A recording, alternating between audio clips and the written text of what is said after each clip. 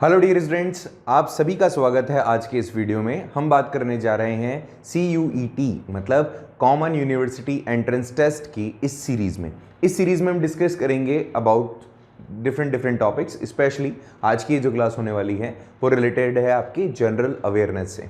आज इसके अंदर हम एक छोटा सा टॉपिक लेंगे रिलेटेड हमारे अवार्ड्स।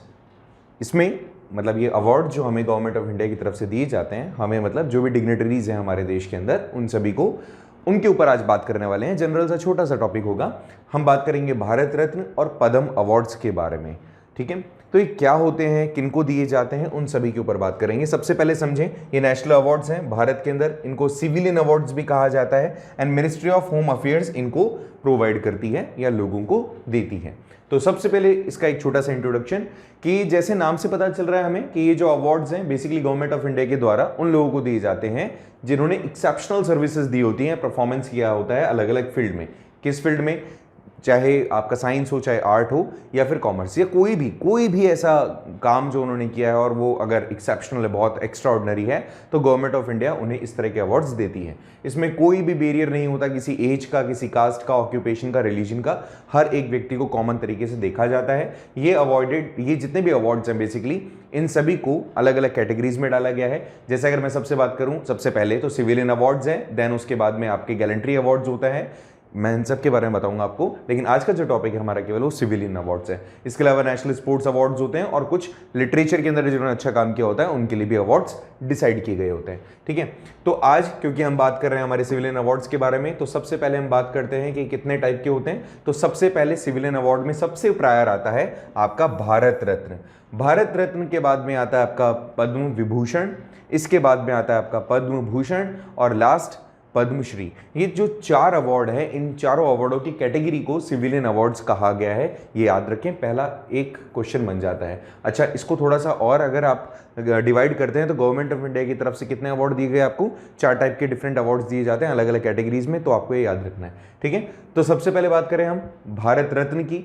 तो भारत रत्न का बेसिकली पहले एक छोटा सा इंट्रोडक्शन ले लेते हैं कि क्या होता है और फिर उसके बाद में कुछ और क्वेश्चंस। सबसे पहले शुरुआत कहाँ हुई और कब हुई, तो ये 2 जनवरी को हुई थी 1954 में राजेंद्र प्रसाद जी के ड्यूरेशन में। मतलब जब राजेंद्र प्रसाद जी प्रेसिडेंट थे उस दौरान इसकी शुरुआत की गई थी। तो पहला प्रश्न यहां बन जाता है कि कब इसकी शुरुआत की गई, कौन वो पर्सन थे जिनको मरणोपरांत ये अवार्ड दिया गया। तो दैट वाज लाल बहादुर शास्त्री।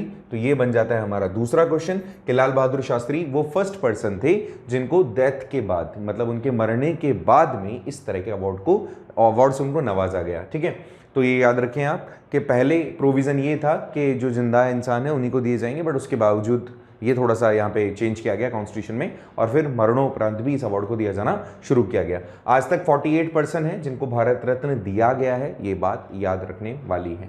ठीक है, अगर मैं इस मेडल की बात करूं तो जो पीपल का लीव होता है, पीपल लीव के ऊपर या इसका स्ट्रक्चर काइंड ऑफ यहाँ पर आपको देखने को मिलता है। टोटल अगर अपन बात करें इसका मेजरमेंट तो 5.8 लेंथ हो गई, 4.7 इसका ब्रेथ हो गया और 3.3 mm, कई जगह पे 3.2, कई जगह पे 3.1 आपको देखने को मिलेगा। हालांकि इससे कोई क्वेश्चन बनता नहीं है, बट फिर भी मैंने आपको बता दिया। इसका टोटल डायमीटर जो है the sun at that measure 1.6, ये जो इमेज है सन की, इसका 1.6 का डायमीटर है। ठीक है, सेंटीमीटर का। Bharat Ratna award non Indians को भी दिया जा सकता है, ऐसा कोई भी प्रोविजन नहीं है कि नॉन इंडियंस को नहीं मिलेगा। और इसी चीज को ध्यान में रखते हुए आप समझ के चलना, दो लोगों का नाम यहाँ पे, पहली चीज तो जो अब्दुल गफर खां हैं उनको और नेल्सन मंडेला उनको, ये पहले वो 2 पर्सन्स थे जिनको मिला था क्या, नॉन इंडियन होने के बावजूद भी भारत रत्न। इसके अलावा मदर टेरेसा को भी मिला, लेकिन मदर टेरेसा क्योंकि भारत के अंदर आ गए थे तो फिर उसको नॉन इंडियंस में कंसिडर नहीं किया जाता। ठीक है, it was the time of 1980 जब उनको इस तरह से अवार्ड्स दिए गए, भारत रत्न अवार्ड दिए गए। कुछ और इसके साथ जुड़े हुए फैक्ट हैं, उसके ऊपर बात करते हैं कि ये जो अवार्ड है सबसे पहले, मतलब मैंने आपको पहले ही बताया था कि इनिशियली इसको इस तरह का कोई भी प्रोविजन नहीं था कि मरने के बाद भी दिया जा सकता है, बट बाद में इसको करेक्ट करके चेंज किया गया, इस क्राइटेरिया को चेंज किया गया 1966 में, और इसके बाद में मरने के बाद भी ये अवार्ड दिया जाता है अब लोगों को। 2014 के अंदर पहली बार ऐसा कुछ हुआ कि सबसे मतलब स्पोर्ट्स फील्ड में किसी को इस तरह का अवार्ड दिया गया हो, और वो मिला सबसे यंगेस्ट पर्सन को आज तक के सीरीज में, सचिन तेंदुलकर को, जब पहली बार स्पोर्ट्स पर्सन जिसको ऐसा कुछ अवार्ड मिला और सबसे यंगेस्ट भी। ठीक है, हमारे कॉन्स्टिट्यूशन का आर्टिकल 18(1) कहता है, 18 सबसेक्शन 1 कहता है कॉन्स्टिट्यूशन का कि जो भारत रत्न है उसको कभी भी आप प्रीफिक्स और सफिक्स में यूज नहीं कर सकते। मतलब आप ये नहीं बोल सकते कि किसी, जैसे सचिन तेंदुलकर है तो भारत रत्न सचिन तेंदुलकर, ऐसा नहीं बोलेंगे आप, कभी भी इसको आप यूज नहीं करेंगे। तो कई बार ऐसा इतना डीपली पूछ लिया जाता है, इसलिए मैंने आपको यहाँ पर मेंशन किया है कि 18(1) में ये चीज बोली गई है कि आप यूज नहीं कर सकते। हाँ, इसके अलावा थोड़ा बहुत उसको अगर आपको क्लेरिफाई करना है तो आप ये बोल सकते हो कि भारत रत्न विजेता, कभी भी इस तरह का आप बता सकते हो, मतलब डिस्क्रिप्शन दे सकते हो, बट इसको सफिक्स और प्रीफिक्स में आप इसको यूज नहीं कर सकते अपने नाम के साथ में। इन्होंने ये भी बताया कि मतलब ये भी आप याद रखें कि हमारे भारत के अंदर जब भारत रत्न दिया जाता है तो उसका एक क्राइटेरिया है। 1999 के अंदर ये एक बार पहला इस तरह का सिचुएशन आया जब 4 एक साथ भारत रत्न दिए गए, बट इसके पहले का प्रोविजन ये है कि मैक्सिमम आप 3 ही भारत रत्न दे सकते हो, बट एक्सेप्शनल केस हुआ 1999 में। अभी जब हम लिस्ट देखेंगे हमारे नेक्स्ट वीडियो में तब आपको पता चलेगा कि ये किस्सा ऐसा क्यों हुआ था, मैं बताऊंगा अब इसके बारे में। तो याद रखें मैक्सिमम एक साल में 3 दे सकते हैं, लेकिन एक्सेप्शनल केस 1999 का जब 4 हमने भारत रत्न दिए। 1992 के अंदर जो गवर्नमेंट थी उन्होंने डिसाइड किया कि सुभाष चंद्र बोस को भी भारत रत्न मिलना चाहिए मरणोपरांत। लेकिन उसमें सिचुएशन क्या थी, यहां पर बहुत सारे लोग ऐसे थे जो ये बोलते थे कि उनका अभी तक आपने मौत ही तय नहीं कर रखी है, मतलब वो मरे भी हैं कि नहीं मरे हैं, तो आप कैसे उसको मरणोपरांत कंसीडर कर सकते हो। फिर वो चीज को वापस से लिया गया, विड्रॉ किया गया, ये जो भारत रत्न का अनाउंसमेंट था उसको हटा दिया गया पूरे तरीके से। तो ये वाला केस भी थोड़ा सा इंटरेस्टिंग है, तो इससे भी क्वेश्चन बन सकता है, थोड़ा सा आप याद रखें। ठीक है, यहां तक बस इतना ही क्वेश्चन बनेंगे इससे। नेक्स्ट हम देखते हैं हमारा नेक्स्ट पद्म अवार्ड्स। पद्म अवार्ड्स 3 टाइप के होते हैं, पद्म विभूषण, भूषण और श्री। तो इसमें सबसे पहले नॉर्मली हम डिस्कस करें, अगर इसके इंट्रो की बात करें तो याद रखें आप, पहले इनिशियली ऐसा कुछ नहीं था, इसको अलग अलग जो सिविलियन अवार्ड्स थे उसके अंदर 2nd rank, 3rd rank and 4th rank पे इनको रखा गया था। इन अवार्ड्स की 3 कैटेगरी है। जैसे पद्म विभूषण की बात करें तो अगर आपने कोई भी बहुत एक्सेप्शनल सर्विसेज दी हो, कुछ एक्स्ट्राऑर्डिनरी किया हो अपनी सर्विसेज में, तो उनको आप पद्म विभूषण देते हो। कोई हायर ऑर्डर का कोई सर्विस दिया गया होता है तो उसके लिए पद्म भूषण, और फिर जो नॉर्मल आपने जो भी सर्विसेज दी है लेकिन वो अगर देश के सम्मान को बढ़ाती है तो उसको पद्मश्री के नाम से जो अवार्ड मिलता है कंसिडर किया जाता है। ठीक है, ये जो अवार्ड्स हैं ये जितनी भी अलग अलग फील्ड होती हैं उन सभी फील्ड के अंदर अगर आपने कोई काम किया होगा एक्स्ट्राऑर्डिनरी और कंसिडर कर लेती है अगर इनकी कमेटी, तो आपको इस तरह के अवार्ड्स मिल सकते हैं। ठीक है, याद रखें इस वाले पॉइंट को थोड़ा सा अच्छे समझ लेना कि जो पद्म अवार्ड्स हैं ये रिकॉग्नाइज किए जाते थे पहले, मतलब इनकी जो कमेटी होती है दे कंसिडर इट कि इनको किन किन को मिलना चाहिए, किस पर्सन को ये अवार्ड मिलेगा, तो ये पद्म अवार्ड कमेटी होती है वो डिसाइड करती है। फिर प्राइम मिनिस्टर के पास में ये बात जाती है, फिर प्राइम मिनिस्टर सजेस्ट करते हैं प्रेसिडेंट को एंड देन ये अवार्ड्स डिस्ट्रीब्यूट किए जाते हैं। अच्छा, ये जो अवार्ड्स डिस्ट्रीब्यूट होंगे ये याद रखें आप अच्छे से, ये या तो 15 अगस्त या 26 जनवरी वाले, फिर वैसे मैक्सिमम टाइम जो रिपब्लिक डे वाला टाइम होता है उस दौरान ये चीज़ें डिस्ट्रीब्यूट की जाती हैं, अनाउंस की जाती हैं। यहाँ याद रखें आप, जो गवर्नमेंट ऑफ इंडिया इंस्टीट्यूट, मतलब जो गवर्नमेंट ऑफ इंडिया है और उसके थ्रू जो सिविलियन अवार्ड्स है जिसमें भारत रत्न और पद्म विभूषण, ये 1954 के अंदर इंट्रोड्यूस हो गए थे। इसके बाद में 3 अलग अलग क्लासेस बनाई गई, पहला वर्ग, दूसरा वर्ग और तीसरा वर्ग।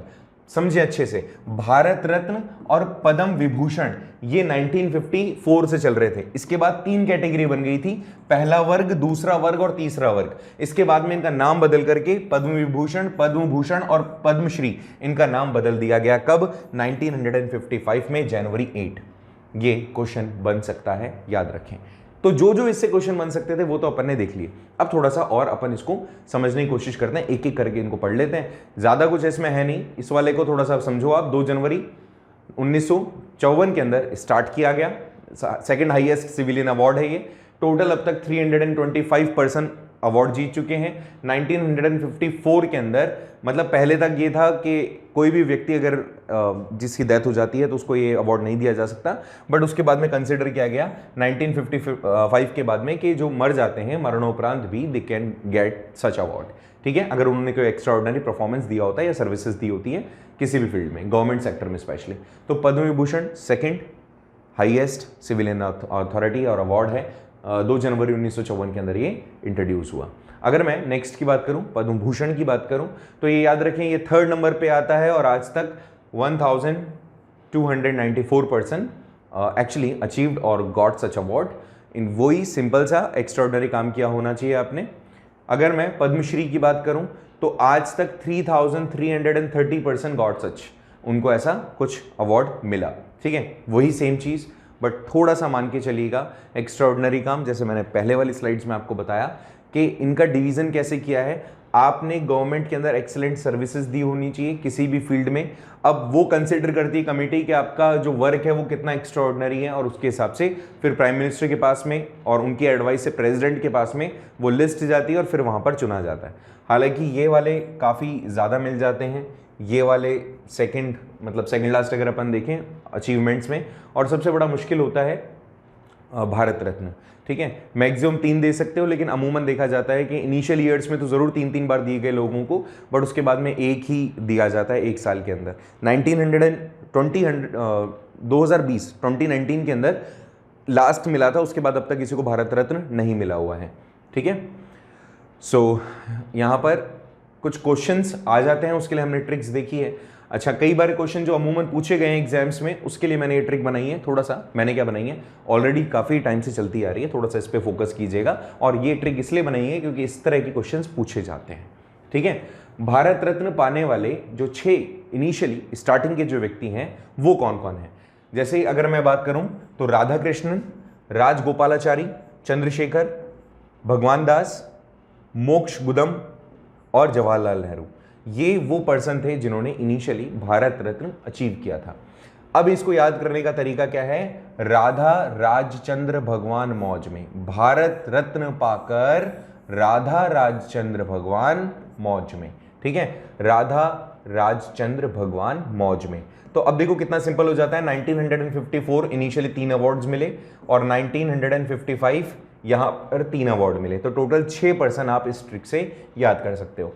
एक और ऐसी ट्रिक आती है हमारे सामने, भारत रत्न पाने वाले कितने राष्ट्रपति हैं, मतलब जितने भी राष्ट्रपति हुए उनमें से भारत रत्न पाने वाले कितने व्यक्ति थे। तो इसको याद करने का तरीका है, राधा और राजू जाकर गिरे कलाम पर, राधा और राजू जाकर गिरे कलाम पर।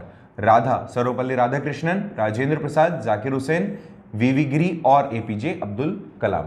ठीक है, याद रहेगा, राधा मतलब राधा कृष्णन, राजू राजेंद्र प्रसाद, जाकर जाकिर हुसैन, गिरी वीवी गिरी, इसके अलावा कलाम पर मतलब APJ Abdul Kalam. Time duration भी याद रखें, 54, 62, 63, 75, 97। ठीक है, तो इस तरह से आप इसको याद कर सकते हो। मेरे हिसाब से एक छोटा सा वीडियो आपके लिए बहुत इन्फॉर्मेटिव रहा होगा। अगर आपको ये पसंद आया, हमारे चैनल को सब्सक्राइब करें, लाइक करें एंड शेयर भी करें।